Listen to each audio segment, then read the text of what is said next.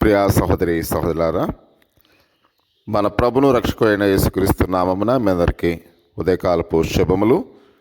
ఈరోజు దేవుని యొక్క సందేశాన్ని విందాం. నీవు ప్రశంసింపబడినప్పుడు అనే దాని గురించి కొన్ని సత్యాలు మనం తెలుసుకుందాం. 1 సమూయేలు 12వ అధ్యాయము 23వ వచనంలో, నా మట్టుకు నేను మీ నిమిత్తము ప్రార్థన చేయటం మానుట వలన యెహోవాకు విరోధముగా పాపం చేసిన వాడగుదును. ప్రియా సహోదరి సహోదరులారా, చారిత్రాత్మక ప్రదేశము ఏకరీతిగా పరచబడినట్లు సమూయేలు ఎవరెస్ట్ పర్వతం వంటి మహా వ్యక్తిగా వెలుగునొందినట్లుగా బైబిల్ గ్రంథములో మనం చూస్తూ ఉన్నాం. దేవుని ప్రవక్తగా ఆయన ప్రజలకు తీర్పు తీర్చేవాడు. ఇజ్రాయేలు దేశము దేవుని యొక్క సార్వభౌమ అధికారము కింద నిన్ను రాజ్య వ్యవస్థగా నున్న సమయాల్లో సమూయేలు వాస్తవముగా రాజయ్యున్నట్లుగా మనం చూస్తూ ఉన్నాం. దేవుని పట్ల మరియు ప్రజల పట్ల తన బాధ్యతను నేర్పరుగాను అంకిత భావంతో నెరవేర్చినట్లుగా పరిశుద్ధ గ్రంథం మనకి తెలియపరుస్తూ ఉంది. అయితే ప్రజలు, తన చుట్టూ ఉన్న ప్రజలు, వారు ఏ విధంగా విగ్రహార్థిక దేశాలు, రాజుల వంటి వ్యక్తి తనకు కూడా రాజుగా ఉండాలని ఆనాటి యొక్క ఇజ్రాయేలు ప్రజలు కోరుకున్నట్లుగా మనం చూస్తూ ఉన్నాం. 1 సమూయేలు 8వ అధ్యాయము 5వ వచనంలో, కనుక వారు ఈ దైవజనుడైన సమూయేలును గెద్దదింపాలని అడిగినట్లుగా, వారు తిరస్కారం వల్ల సమూయేలు వ్యాఖ్యలపడినట్లుగా, వారు అవిధేయత యొక్క పరిధిని అతడు గ్రహించాడు అని 12వ అధ్యాయము 15 నుండి 19 వచనాల్లో మనం చూస్తూ ఉన్నాం.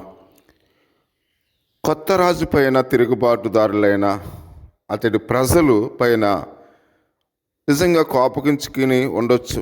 కానీ దానికి బదులుగా సమూయేలు అంటూ ఉన్నాడు, నా మట్టుకు నేను మీ నిమిత్తము ప్రార్థన చేయటం మానుట వలన యెహోవాకు విరోధముగా పాపం చేసిన వాడగుదాను అని ప్రకటించినట్లుగా మనం చూస్తూ ఉన్నాం. ఈ విధంగా సమూయేలు ఎందుకు చెప్పాడు?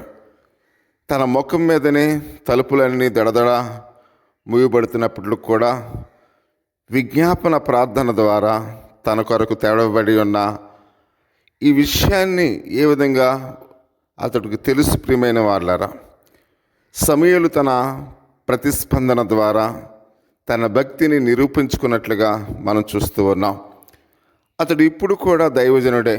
ఇప్పుడు కూడా దేవుని ప్రజలపై వారికున్న అక్కరలను ఆయన కలిగి ఉన్నాడు అనే విషయానికి మనం చూస్తూ ఉన్నాం. మనం ఎవరికి సేవ చేయాలి అని ప్రయత్నిస్తూ ఉన్నామో వారి చేతనే తిరస్కరింపబడినప్పుడు తిరిగి వారిని దూషించి దేవునికి వ్యతిరేకంగా పాపం చేయడానికి చాలామంది పూనుకుంటూ ఉంటారు. కానీ సమూయేలు అందుకు బదులుగా దేవుని కృప చేత మన ప్రయాస విలువ అది ఏ విధంగా దేవునికి మనం సమర్పించుకోవాలో, ఒకవేళ దేవుని యొక్క విశ్వాసములో దేవుని కృప చేత మన ప్రయాసనకు విలువ ఇవ్వని ప్రజల కొరకు హృదయపూర్వకంగా ఏ విధంగా ప్రార్థించాలో కూడా సమూయేలును బట్టి మనం తెలుసుకుంటున్నాం. ప్రియా సహోదరి సహోదరులారా, కాబట్టి ఒక సేవకుడిగా ప్రజలు మనల్ని తిరస్కరించిన, వ్యతిరేకించిన, అవమానించిన దేవుని యొక్క సేవకుడు అనే విషయాన్ని మనం మర్చిపోకుండా దేవుని ప్రజలకు మనం సేవ చేయవలసిన వారమై ఉన్నాం. వారు అక్కరల కొరకు ప్రభువుకి ప్రార్థన చేయవలసిన వారమై ఉన్నాం. ఇది ఒక క్రైస్తవ సేవకుని యొక్క ధర్మం కనుక, దేవుడు ఇది కోరుతూ ఉన్నాడు కనుక, నిన్నువలె నీ పొరుగువారిని ప్రేమించమని ఆయన చెప్తున్నాడు కనుక మనం కూడా మన పొరుగు వారిని ప్రేమిద్దామా? మరి దేవుడు మిమ్మల్ని, మీ కుటుంబాలను దీవించినగాక. ఒక ప్రాముఖ్యమైన సత్యమైన మాట మనం వింటున్నాం, చెప్దాం. మిమ్మల్ని హింసించు వారి కొరకు ప్రార్థన చేయుడి అని యేసయ్య మత్తయి సువార్త 5వ అధ్యాయము 44వ వచనంలో తెలియపరుస్తూ ఉన్నాడు. మిమ్మల్ని, మీ కుటుంబాలను దీవించునుగాక. ఆమేన్. చిన్న ప్రార్థన చేసుకుందాం.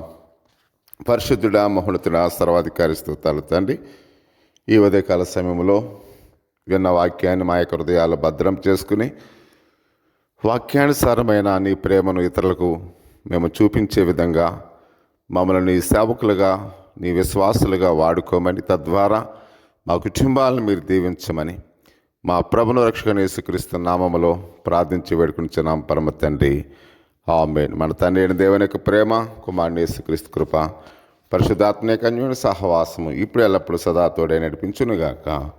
ఆమేన్, ఆమేన్, ఆమేన్. God bless you. Wonderful. Thank you.